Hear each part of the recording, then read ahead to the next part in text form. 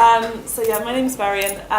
I am here to talk a little bit, I know, about perhaps our revolutionary model that we have at Stella and Dot and kind of how we do marketing, which is quite different. I'm becoming more and more aware the more time I've spent here this morning to what a lot of you guys do. But I hope that you can perhaps take a little bit of what I'm talking about today, and hopefully it'll be useful or insightful or interesting at least.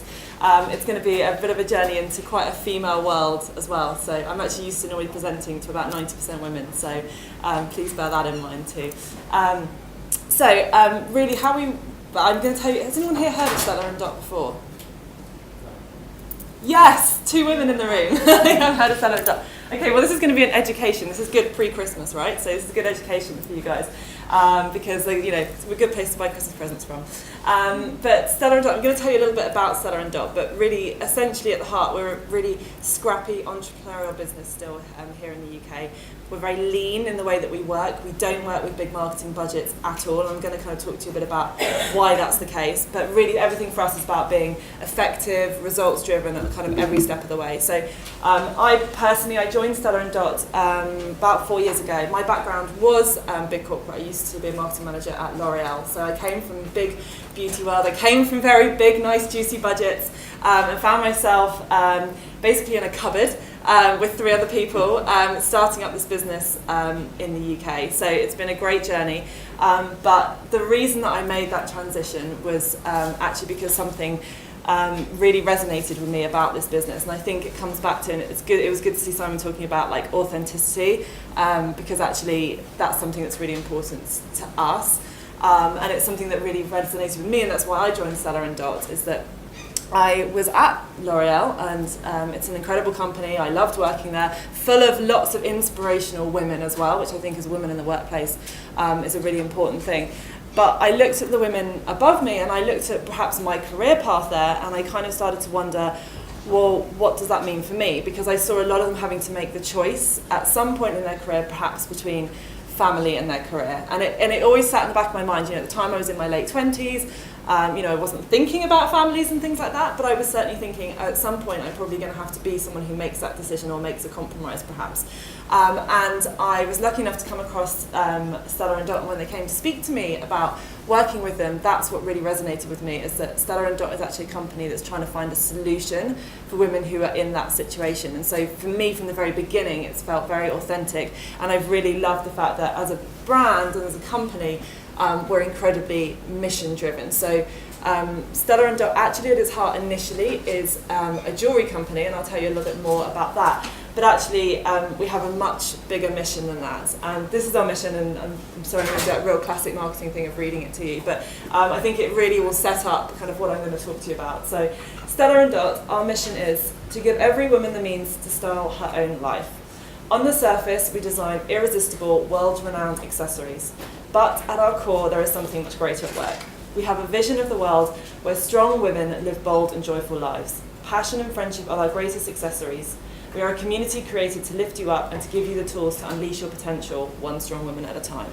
And that's something that we really passionately believe in, and it works through everything and every kind of step of our business. So, and that is really kind of why it's so passionate, is that it's really down to our CEO and founder, Jessica Heron. So we're originally an American company, and really Stella and Dot was her vision. Stella and Dot came about because Jessica was very successful in her mid-20s, when probably most of us were getting drunk. I don't know, that's what I was doing. I was in a university corridor somewhere. Jessica was incredibly successful. She was at Stanford Business School. She set up her first business that went on to become the Wedding Channel. If anyone's heard of the Wedding Channel, but obviously it's basically the biggest gift registry online service in the US. And she set that up. She was very successful, very young, sold the business, and as a result was invited to go on to Oprah to talk about being a successful young female entrepreneur. And she was inundated afterwards with letters and emails and calls from people saying, oh my God, I want to be like you, I want to be a female entrepreneur, I want to be in charge of my own destiny. And Jessica just thought it was really interesting. She just said I couldn't genuinely recommend what I had been through as an entrepreneur, because yes, you get flexibility, yes, you choose that you're going to have a massive bonus that year, or you choose what hours you're going to work, but actually there's a lot of negative sides to being an entrepreneur, because the things that come alongside that are things like lying awake all night worrying that if you don't get more funding, your coder is going to go unpaid and his 3 children will go hungry, or worrying that where is that next funding coming from, or there's a problem with the warehouse, or have we designed enough of whatever. And so she said there was a lot of the other side of being an entrepreneur that wasn't necessarily that easy and that accessible to the everyday woman, and yet she could see that there was women crying out for an ability to have an entrepreneurial business.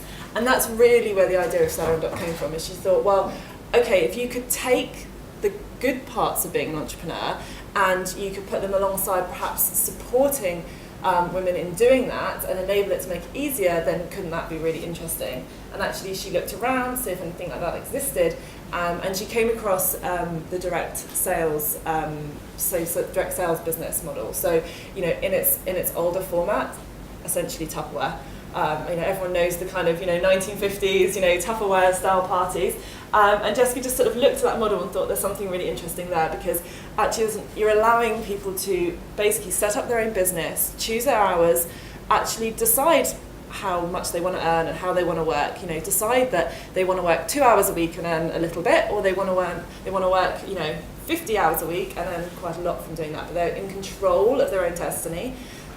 But actually you've then got a back office support that is doing all the heavy lifting, is doing the sourcing, is providing the marketing, is providing the PR, is doing those things for them. And that's really where the idea from Stella and Dot came from, is that she thought, well, if you could take this old-fashioned model and modernise it for the modern woman, and use the fact that she had a background in tech, and actually make it relevant to the sort of a woman in her late 20s through to her sort of 30s, 40s, then that could be something really interesting. And that's what she said about doing, was building this, what we now call a social selling model, which is now what Stella and Dot does right across the US and Canada, in the UK, France and Germany now as well. So that's kind of, and I wanted to kind of, I know that was long-winded, but I feel like if I don't set up the business, it's quite a complex business model to kind of launch straight into what our strategy is, because you will see from that means that who we are marketing to is a number of different people along the way.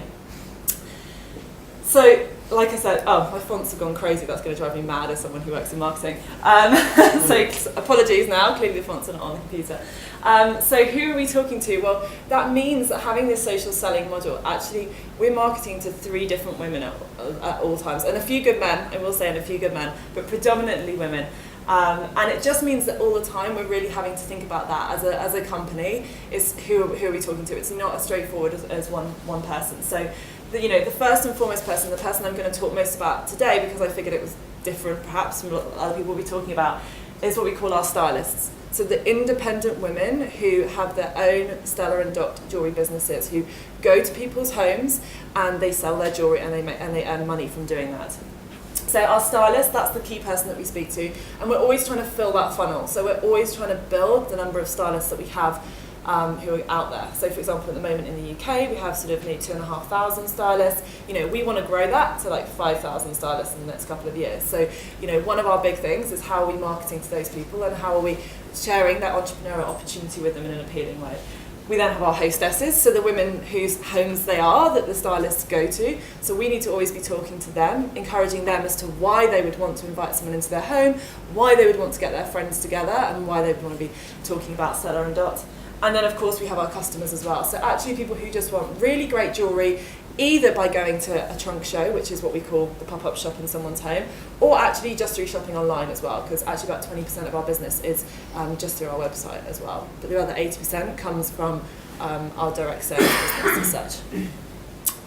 So the first thing we do is we make sure that we've actually just got a great product, and everyone will know that, it's absolutely key. So we make sure that we've got a great product with a great story. So we do have great product. This is our co-founder, Blythe Harris, based in New York, and all of our product is designed in-house. So it means that we are following fashion trends. There's always something new to talk about. We launch seasonally. And it means that it makes it much easier for our stylists at the end of the day to come back to their customers, talk about something new.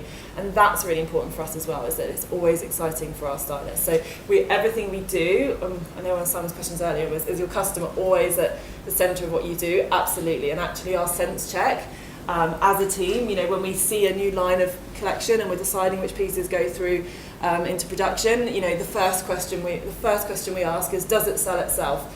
you know, does our stylist have to do a hard job to sell that piece, or could they just put it in front of a woman and she's going to buy it?